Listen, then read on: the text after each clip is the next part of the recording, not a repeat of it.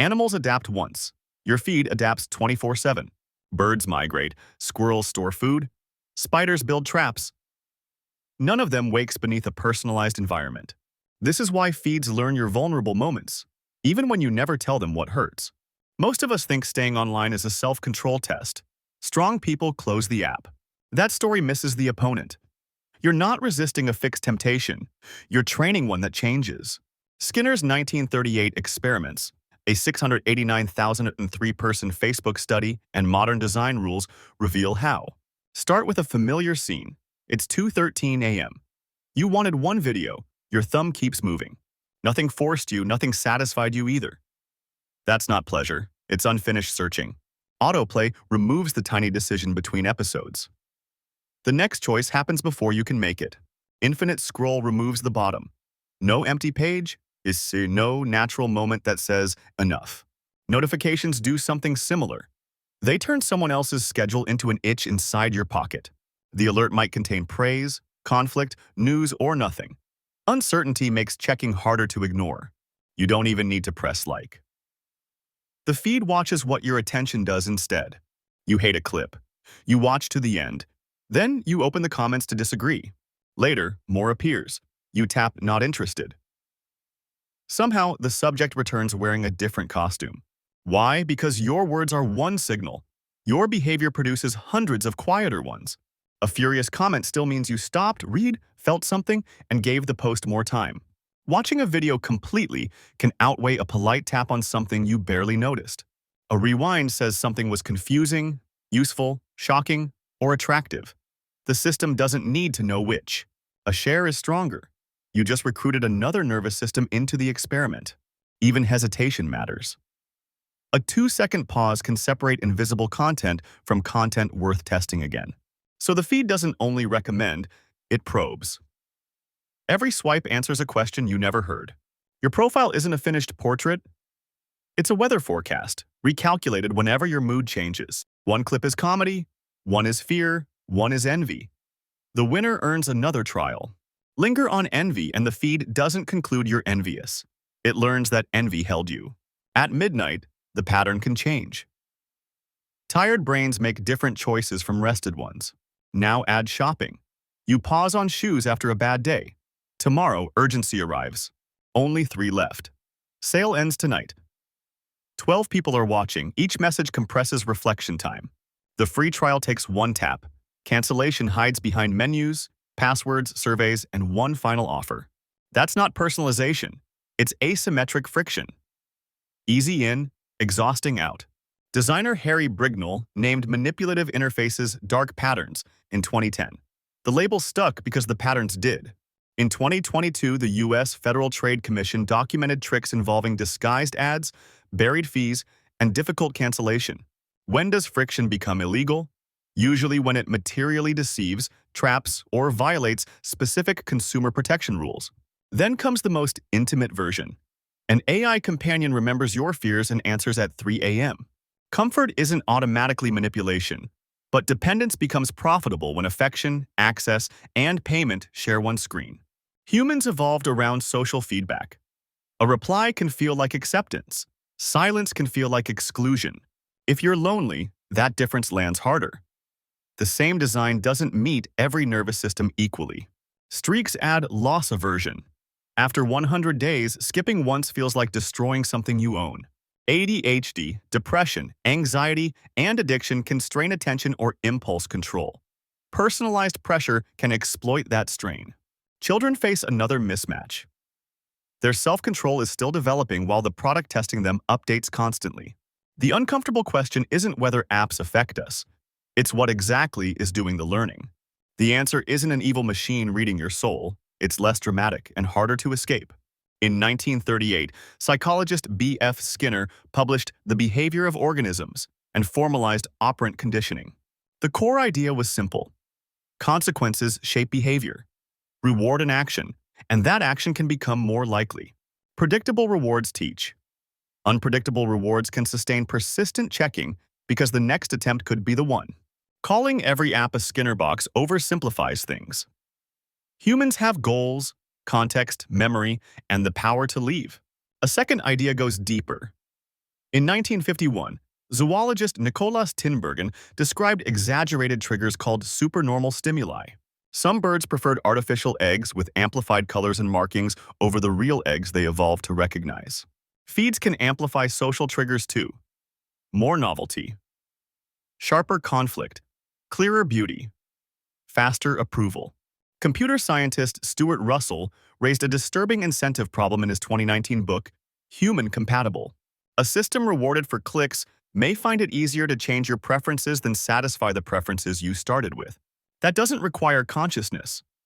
No machine needs to whisper, "Make this person angry."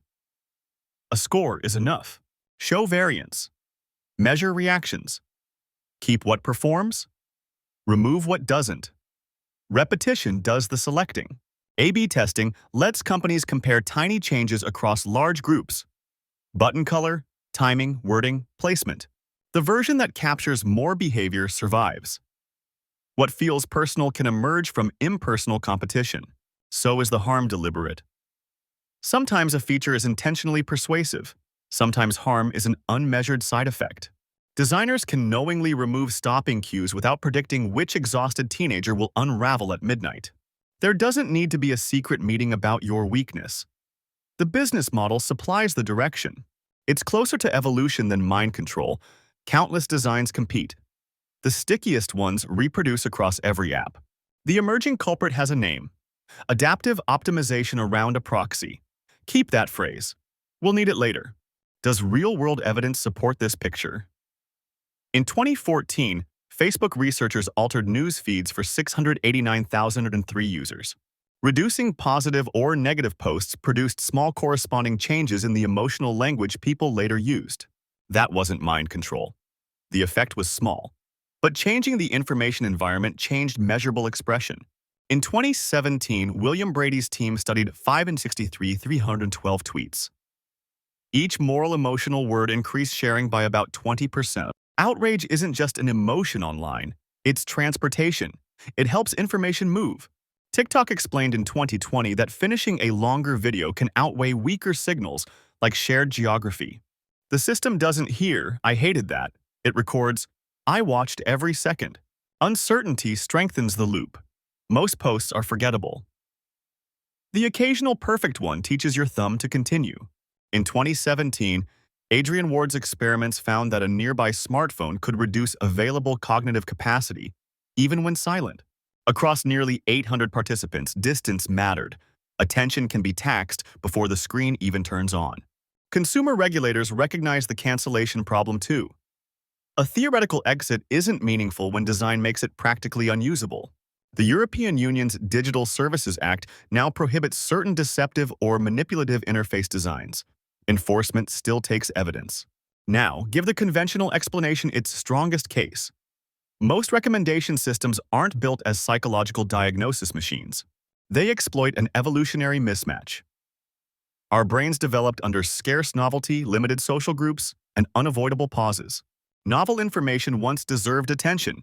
Social conflict could affect survival. Approval helped keep you inside the group. A feed supplies all three without limit. Novelty, conflict, approval. Ancient priorities meet industrial abundance. It's like craving sugar in a world that invented candy factories. The craving isn't broken. The environment changed. Algorithms usually predict behavior from patterns. They don't need a hidden file labeled loneliness, rage, or insecurity. Similar users, videos, words, timing, and past actions become coordinates.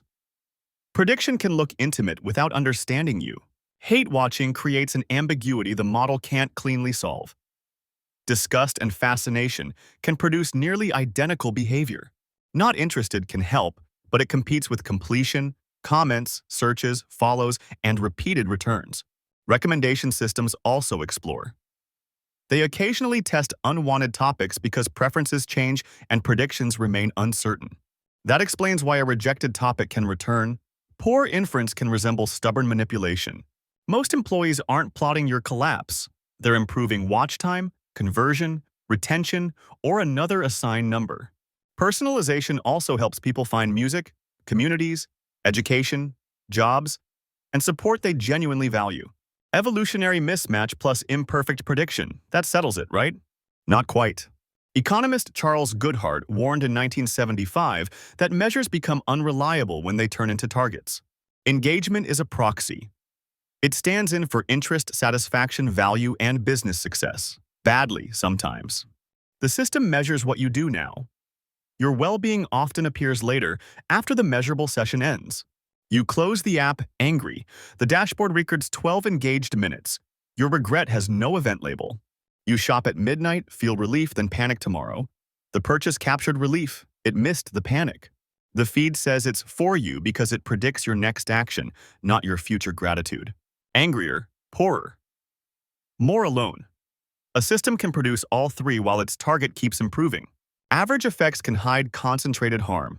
A small overall change may be severe for the most vulnerable users. If impulse control is already strained, just use discipline is like prescribing stronger brakes while greasing the road. Up to 95% of American teenagers use social media. More than one-third report using it almost constantly.